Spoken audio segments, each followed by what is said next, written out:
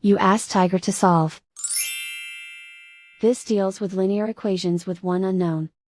The final result is x equals 10. Let's solve it step by step. Group all x terms on the left side of the equation. Subtract 6x from both sides. Group like terms. Simplify the arithmetic. Group like terms. Simplify the arithmetic. Group all constants on the right side of the equation. Add 18 to both sides. Simplify the arithmetic.